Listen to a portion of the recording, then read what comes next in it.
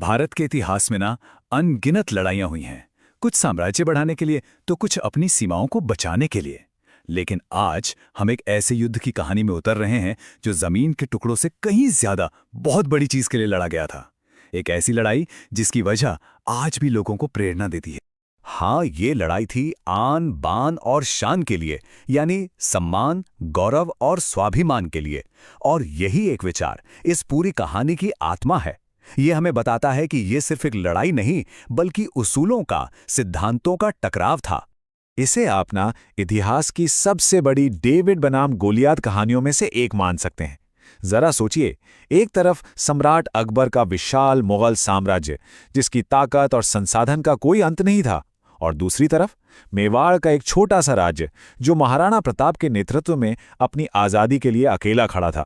मतलब ताकत का पर्दा पूरी तरह से एक ही तरफ झुका हुआ।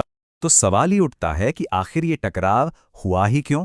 एक इतने बड़े साम्राज्य के लिए मेवाड़ जैसा एक छोटा सा राज्य इतना जरूरी क्यों हो गया कि बात युद्ध तक आ पहुंची? चलिए इसके पीछे की वजहों को समझते हैं। अच्छा, तो इसके पीछे ना दो बड़ी वजहें थीं। पहली, स्ट्रैटेजिक। अकबर सभी राजपूत राज्यों को अपने झंडे के नीचे लाकर अपनी सैन्य शक्ति को और मजबूत करना चाहते थे। और दूसरी वजह थी आर्थिक। मेवाड़ उन बहुत जरूरी व्यापारिक रास्तों पर था जो दिल्ली को गुजरात के अमीर बंदरगाहों से जोड़ते थे। इन रास्तों पर कंट्रोल का मतलब था मुगल खजाने को भरना।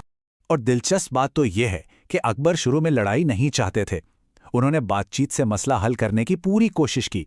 4 साल के अंदर एक के बाद एक 4 शांति दूत मेवाड़ भेजे गए, लेकिन हर बार जवाब एक ही मिला। महाराणा प्रताप ने किसी भी कीमत पर मुगलों की गुलामी स्वीकार करने से साफ इनकार कर दिया। जब बातचीत के सारे रास्ते बंद हो गए ना, तो अकबर ने प्रताप के सामने सिर्फ 2 ही विकल्प छोड़े, या तो अधीनता मान लो या फिर युद्ध का सामना करो। प्रताप ने गुलामी से कहीं बेहतर संघर्ष का मुश्किल रास्ता चुना, और बस यहीं से हल्दी घाटी के युद्ध की जमीन तैयार हो गई। और फिर वो ऐतिहासिक दिन आ ही गया, 18 जून 1576। युद्ध का मैदान बना हल्दी घाटी, एक संकरा पहाड़ी दर्रा जिसकी पीली मिट्टी ने इसे ये नाम दिया था। ये जगह हमेशा के लिए इतिहास के पन्नों में दर्ज होने वाली थी। अब लड़ाई की रणनीति में उतरने से पहले एक शब्द समझना बहुत जरूरी है, हरावल। ये सेना की वो सबसे आगे वाली टुकड़ी होती है जिसके कंधों पर हमले की शुरुआत करने की जिम्मेदारी होती है। किसी भी जंग में इनकी भूमिका सबसे अहम मानी जाती है। चलिए अब जरा देखते हैं कि मैदान में कौन किसके सामने था। मेवाड़ की सेना की कमान तो खुद महाराणा प्रताप के हाथों में थी, जबकि उनके हरावल को लीड कर रहे थे हाकिम खान सूरी। वहीं मुगल सेना का नेतृत्व राजा मान सिंह के पास था। और एक हैरान करने वाली बात यह थी कि प्रताप के अपने भाई जगमाल मुगल सेना की तरफ से लड़ रहे थे।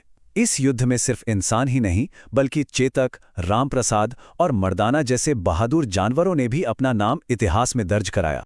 युद्ध शुरू होते ही प्रताप की सेना ने ऐसा जबरदस्त हमला किया कि मुगल सेना में भगदड़ मच गई। एक पल को तो ऐसा लगा कि मेवाड़ की जीत बस कुछ ही दूर है, लेकिन तभी एक मुगल अधिकारी ने एक अफवाह फैलाकर पूरा पासा ही पलट दिया कि बादशाह अकबर खुद एक बहुत बड़ी सेना लेकर आ रहे हैं। ये सुनते ही भागते हुए सैनिकों के कदम रुक गए और वो दोगुनी हिम्मत से लड़ने लगे। और यहीं से कहानी उस मोड़ पर पहुंचती है जिसने इस लड़ाई को हमेशा के लिए यादगार बना दिया। ये क्षण था बलिदान का, वफादारी का और एक राजा के सबसे मुश्किल फैसले का।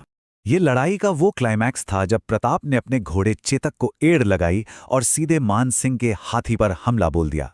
उन्होंने भाले से जोरदार वार किया, लेकिन मान सिंह झुककर बच गए। पर इसी हमले में हाथी की सूंड में लगे खंजर से चेतक का एक पैर गंभीर रूप से घायल हो गया। अपने राजा को दुश्मनों से घिरा देख उनके एक वफादार सरदार झाला बीदा ने एक अद्भुत बलिदान दिया। उन्होंने प्रताप का मुकुट खुद पहन लिया ताकि दुश्मन उन्हें ही प्रताप समझें और असली महाराणा को मैदान से निकलने का मौका मिल जाए।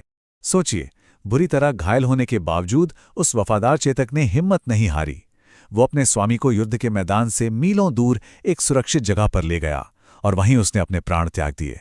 आज भी बलीचा गांव में बनी चेतक की समाधि उस बेमिसाल वफादारी की कहानी कहती है। तो युद्ध का मैदान तो शांत हो गया, लेकिन कहानी यहां खत्म नहीं होती। अब देखते हैं कि हल्दी घाटी की असली विरासत क्या थी और इसका इतिहास पर क्या असर हुआ। तो सबसे बड़ा सवाल, आखिर हल्दी घाटी का युद्ध जीता कौन? ये एक ऐसा सवाल है जिसका जवाब हाँ या ना में नहीं दिया जा सकता। मामला उतना सीधा है नहीं जितना लगता है। देखिए, ज्यादातर इतिहासकार इस युद्ध को अनिर्णायक यानी इनकन्क्लूसिव मानते हैं। हाँ, मुगलों ने मेवाड़ के कुछ हिस्सों पर कब्जा जरूर कर लिया, लेकिन उनका जो असली मकसद था वो अधूरा ही रह गया। वे न तो महाराणा प्रताप को पकड़ पाए और न ही मार सके। मेवाड़ की आत्मा अभी भी आजाद थी। असल में हल्दी घाटी प्रताप के लिए अंत नहीं, बल्कि एक नई शुरुआत थी। उन्होंने अरावली की पहाड़ियों को अपना ठिकाना बनाया और वहां से गिरिल्ला वॉरफेयर यानी छापामार युद्ध की एक ऐसी रणनीति अपनाई जिसने मुगलों की नाक में दम कर दिया।